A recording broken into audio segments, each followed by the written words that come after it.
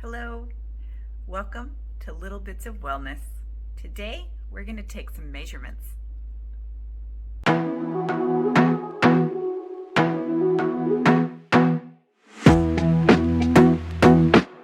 we're going to focus on learning how to do some tape measurements.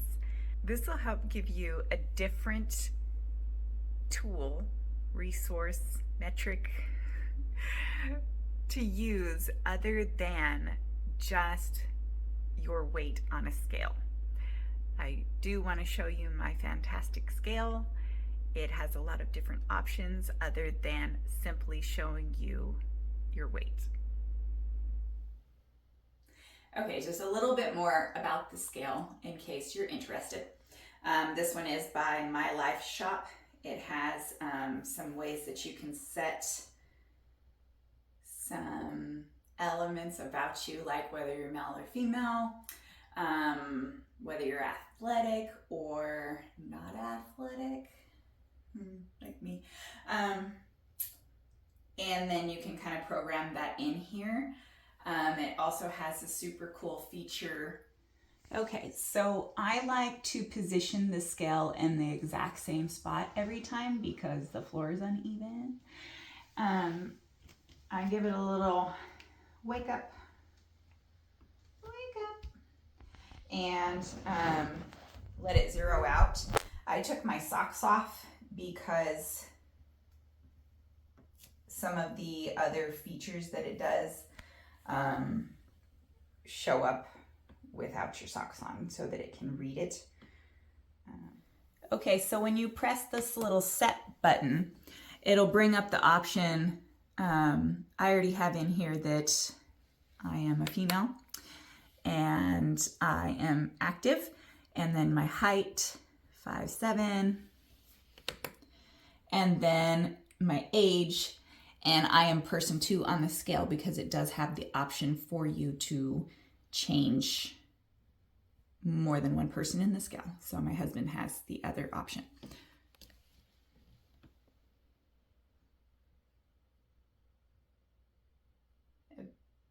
Okay, there it goes. So it's sensing, it's got your water weight, it's got your muscles, your bone density, and then the fat in your system. So just kind of a cool little metric you can use. I don't know how exactly accurate this is, but when you're doing your nutrition and weight and fitness, it will move and it will change, and it will kind of give you an idea of what some of those other weights in your body are, and it is not all fat. Okay, so let's talk about how you can take different areas of your body, and by doing that, it allows you to see way more progress than if you were just using your weight on the scale. Because even if I'm retaining a lot of water, and even if it's the period time of the month, and even if 5 million things, whatever's going on in your system that makes your weight fluctuate, the taping is consistent, right? So if I'm retaining water, I can still see progress in my body if I have lost circumference size, okay? So I use the inch side of the tape measurer. I'm gonna do the neck, kind of a funny spot to measure. It's more so thinking about the muscle, right? And then so you just wanna get your measurement, which my neck is generally 13 inches. So when I'm measuring my neck, I'm normally doing it in the mirror because I also normally do this naked and without anybody else around, because it can be a very vulnerable experience measuring the size of your body parts. Generally not something you want to share with somebody. But I'm doing it with clothes on because this is a video and I don't know So then the arm, you're gonna kind of do around the bicep area. And like it's squishied right now so that I can get it around there. And then I kind of lengthen it out. So where that brass piece is, it lines up to almost the 13 mark again. Okay? Okay, so this next measurement, I like to measure my abdomen in 2 different areas because of my body shape. I have an above the abdomen circumference, and then it's a little bit wider around my lower abdomen where I manage to carry a lot of my fat, okay? So we again go around the body, and you can kind of have yourself in the bathroom mirror so you can see where it's at. I also have a notepad and paper with me while I'm doing this so that I can keep track of everything, okay? All right, so I go like right above the belly button. So where your belly button is, and then right above it, and that's gonna give you a decent measurement. Now don't suck in here. I know you're gonna want to because it looks better, but it's just you, okay? It's just you, so we don't need to suck in and change our measurement because this is supposed to be just good, honest information so that you know when you're progressing and when you're not, okay? And you're gonna go for your belly button around the back, and then I measure this circumference of my body. Again, you just kind of where that little brassy part goes on the measuring tape.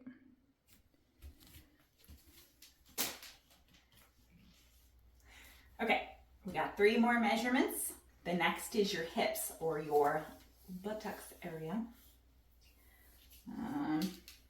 So again, kind of use the mirror to guide yourself, and you're going to come down below kind of the pelvic region, and that'll give you your hip / buttocks area. All right, you ready? Here we go. We got lefties and righties. Also, back to the arms for just a second. You measure both arms because they can be different, and they usually are because you have a dominant side, which you usually work out more and harder than your non-dominant side. Okay, so then we're gonna go for the thighs. The juicy, juicy thighs. I go about midway. I have a little extra on that outside. So this gives me a better picture of kind of what my thighs are doing. So there is the right side. And then we shall go for the left side. So perfect example. So the right side is 27 inches and the left side is 26 for some weird reason. So that was hips, we got thighs, and then I do my calves because I don't know about you, I like to wear those boots. They come up, you know, like mid-calf height, and sometimes they stop fitting if you're not working those calves out and maybe not walking as much. So then again, we're just gonna go around the bulkiest part, the largest part of the calf, and then we've got just under 15 there. So if I was gonna mark this on my paper, I would do 15 and 3/4 inches.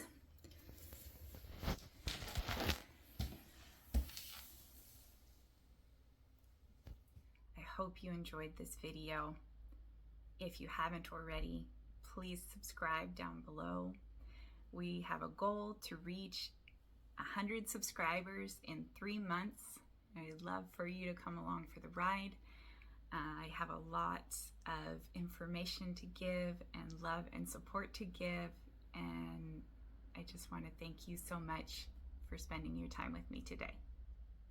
Bye.